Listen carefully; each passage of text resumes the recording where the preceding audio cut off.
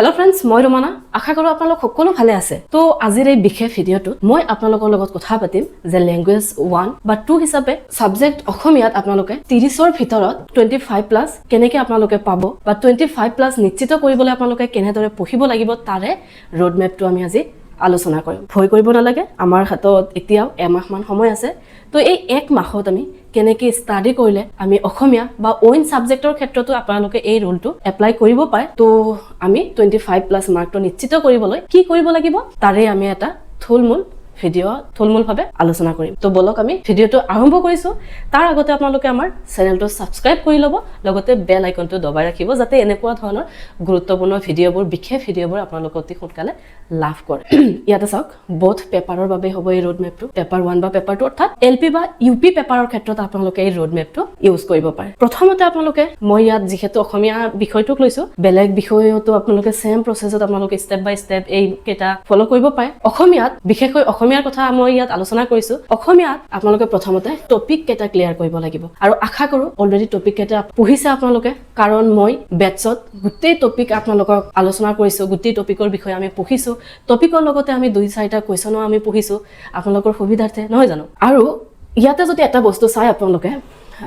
আমি যদিও বৰ্তমান প্ৰিভিয়াস ইয়াৰৰ কোৱেশ্যনবোৰ প্ৰেক্টিস কৰি আছো এই প্ৰিভিয়াস ইয়াৰৰ কোৱেশ্যনবোৰ আপোনালোকে প্ৰেক্টিস কৰোতে 15টা পেডাগজিৰ কোৱেশ্যন আমি প্ৰেক্টিস কৰি আছো নহয় জানো যদি চাব যায় আপোনালোকে 15ৰ ভিতৰত কিন্তু 12 বা 13 কোৱেশ্যন কিন্তু কমন মোৰ টপিকৰ প্ৰায় আছে কিয় আছে জানে কাৰণ মই অসমীয়াৰ যি সিলেবাস আছে এই সিলেবাসখন ফলো কৰাৰ লগতে কি কৰিছো যে প্ৰিভিয়াস ইয়াৰৰ কোৱেশ্যনবোৰ লৈছিলো আৰু কোৱেশ্যনৰ পৰা মই যিবোৰ টপিক বা যিবোৰ টপিকৰ ওপৰত কোৱেশ্যন প্ৰত্যেকবাৰে আহি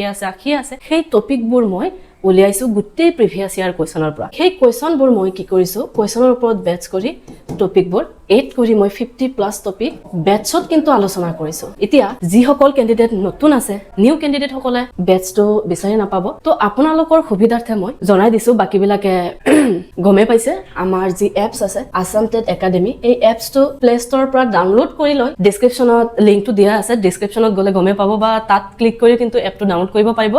আৰু আপোনালোকে প্লে ষ্টৰত গৈ যদি আসাম টেট একাডেমি সাৰ্চ কৰে তাত ধুনিয়াকে ডাউনলোড কৰি উঠি সিটেটত ক্লিক কৰি আপোনালোকে বেটছত কিন্তু এই 50 প্লাস যি টপিক মই আলোচনা কৰি দিছো গুটি ক্লাছত মই কিন্তু গুটি বেটছত আমি এই 50 প্লাস টপিক কিন্তু আলোচনা কৰিছো আমাৰ শেষ হৈ গল আলোচনা অথচ আমি নোটস খিনিও কিন্তু ই-বুকত ভৰাই দিছো গুটি টপিকৰ নোটস খিনি আছে নোটস খিনিও আপোনালোকে পঢ়িব পাৰিব আৰু বৰ্তমান আমি প্ৰিভিয়াস ইয়াৰৰ কোৱেশ্যনবোৰ প্ৰেক্টিস কৰি আছো তো টপিকবোৰ ক্লিয়াৰ কৰি উঠি আপোনালোকে প্ৰিভিয়াস ইয়াৰ প্ৰেক্টিস কৰিব লাগিব প্ৰিভিয়াস ইয়াৰৰ প্ৰেক্টিস শেষ হোৱাৰ পিছত আপোনালোকে তাৰ পিছত আপোনালোকে অন্তত 10 দিন মক টেষ্টবোৰ প্ৰেক্টিস কৰিব লাগিব মক টেষ্ট দিব লাগিব আৰু মক টেষ্টবোৰ আমি সকলোৰে সুবিধাৰ্থে ইউটিউবতে দি দিম ইউটিউবতে আমি ধুনিয়াকে দি দিম তাৰ পিছত মক টেষ্টবোৰ দিয়াৰ পিছত 4-5টা পেছেজ আমি আলোচনা কৰিম ইমান পেছেজ নালাগে আৰু পেছেজৰ যিবোৰ গ্ৰামাৰ আহে এই গ্ৰামাৰবোৰ আমি ধুনিয়াকে এক্সট্ৰাকে টপিকবোৰ আমি গ্ৰামাৰ যিবোৰ টপিক এইবোৰ আলোচনা কৰি দিম এপত পাব এইখিনি আপোনালোকে সৰু এটা মেৰাথন হিচাপে দি দিছো এইটো 2-4 দিনৰ ভিতৰতে পাই যাব এপত বাকি পেছেজৰ প্ৰেক্টিস আৰু এই টপিক খিনি আমি এপত দি দিম ইউটিউবত নকৰাও দিয়ক এইখিনি পেছেজ প্ৰেক্টিস হোৱাৰ পিছত আপোনালোকে OMR শীট 2 দিন মান প্ৰেক্টিস কৰিলে হৈ যাব OMR শীট আমি ইউটিউবত এটা ভিডিও দি দিম দিয়ক আপোনালোকক OMR শীটটো কেনেকৈ ফিল আপ কৰিব লাগে সেইখিনি আমি দি দিম আপোনালোকে 2 দিন প্ৰেক্টিস কৰিলে হৈ যাব আৰু আপোনালোকে কম্পিউটাৰ চেণ্টাৰৰ পৰা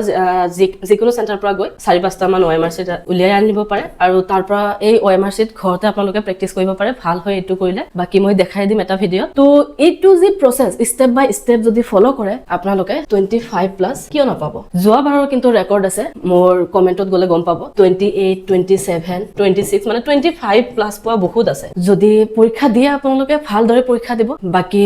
ভালদৰে পৰীক্ষা দিবলৈ আপোনালোকে ধুনিয়াকে সাবজেক্টবোৰ পঢ়িব লাগিব ইটো কেৱল আপোনালোকে অসমীয়াৰ বাবে নহয় বেলেগ সাবজেক্টৰ বাবে কৰিব পাৰে আৰু সেকেন্ড ল্যাঙ্গুৱেজটো আপোনালোকে ফাৰ্স্ট ল্যাঙ্গুৱেজৰ পৰা পেডাগজিখিনি ধুনিয়াকে কৰি ল'ব পাৰে তো এইবাৰ আপোনালোকে পৰীক্ষা মানে ভাল নম্বৰ লৈ পাছ কৰাটো বহুত মানে ভাল কথা কাৰণ এইবাৰ কিন্তু গোল্ডেন চান্স আছে সৰকাৰে বহুত চাকৰি দিব শিক্ষক নিযুক্তি বহুত হ'ব আগন্তুক দিনত এই 5 বছৰৰ ভিতৰত কিন্তু এপইন্টমেন্ট দিবই সৰকাৰে নিউ ভ্যাকেন্সি ওলাবই তো এইবাৰ যদি পাছ কৰিব পাৰে আপোনালোকৰ চাকৰি পোৱাটো খাটাং হ'ব ভাল নম্বৰ লৈ পাছ কৰিব লাগিব কাৰণ বৰ্তমান সময়ত কিন্তু কম্পিটিশন বহুত হয় কাট অফ গমে পাইছে বহুত কাট অফ হাই যায় নহয় জানো হাৰ্ড ওয়াৰ্ক কৰক লগতে স্মাৰ্ট ওয়াৰ্ক কৰিব লাগিব স্মাৰ্টলি পঢ়িব লাগিব যিবোৰ টপিক সহজ সেই টপিকসমূহ আপোনালোকে নাচাও বুলি কয় যে থৈ দিব তেনেকুৱা নকৰিব চাওক কম সময়ত চাওক সেইখিনি বস্তু আৰু মই এটা বস্তু দেখা পাইছো আপোনালোকৰ যে আপোনালোকে টপিকবোৰ পঢ়োতে মই আগতেও এই কথাটো কৈছো টপিকবোৰ পঢ়োতে আপোনালোকে আজি দুটা টপিক বা তিনিটা যোনে যিমান পাৰে সিমান টপিক পঢ়িছে বা বেটছত ক্লাছবোৰ চাইছে বা ইবুকত যিখিনি নোটছ দিছো আপোনালোকে নোটছবোৰ আজি ধৰি লওক দুটা নোটছ পঢ়িছে দুটা টপিক পঢ়িছে পিছদিনা কি কৰে এই দুটা বাদ দি বেলেগ দুটা পঢ়ে আপোনালোকে কি কৰিব এই নতুন দুটা টপিক পঢ়াৰ আগতে কালি কি পঢ়িছে এই দুটা নোটছ বা টপিক আপোনালোকে একবাৰ চকু ফুৰাই যাওক নেক্সট ডে যেতিয়া আপোনালোকে দুটা টপিক পঢ়িব তাৰ আগতে এই চাৰিটা টপিক আপোনালোকে এবাৰ চকু ফুৰাই যাওক এনেকুৱা কৰিলে সদায় ৰিভিজনো হৈ আছে আপোনাৰ টপিকসমূহ বা কনচেপ্টবোৰ ক্লিয়াৰো হৈ আছে নহয় জানো এনেকৈ পঢ়িলে মানে বেছি ভাল হয় তো যাৰ টপিকসমূহ বা কনচেপ্টবোৰ ক্লিয়াৰ হৈছে খুবেই ভাল কথা তো এই মেথডটো আপোনালোকে ইউজ কৰিব পাৰে আৰু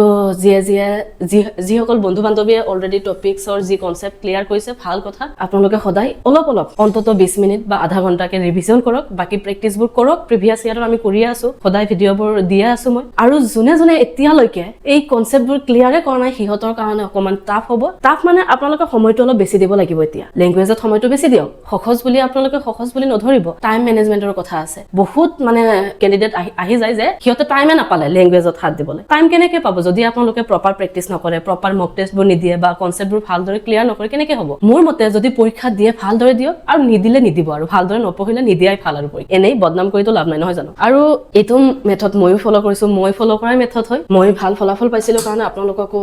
আৰু বহুতে পেছেজত যিবোৰ ব্যাকৰণ আহে সেইবোৰ লৈ চিন্তা কৰাৰ কোনো কাৰণ নাই ব্যাকৰণবোৰ ইমান টান নাহে ক্লাছ 8, 9, 10ত পোৱাই হয় এইবোৰ ব্যাকৰণ জানেই সকলোৱে তো এইটো মেথড ইউজ কৰিলে আপোনালোকে 25+ নিশ্চিত হয় বাকি আপোনালোকে যদি ভালকে পঢ়ে মাৰ্কটো পাব আৰু ফলো নকৰিলে কি আৰু কোনো কথা নাই তো শেষত আপোনালোকক ক'ব বিচাৰিছো ভালদৰে ষ্টাডি কৰক এইকেইদিন সময় আপোনালোকে অযথা নষ্ট নকৰি পঢ়াত মন দিয়ক পৰীক্ষালৈ বেছি দিন নাই বাকি আমি প্ৰিভিয়াছ ইয়াৰ ক্লাছত লগ পাম আৰু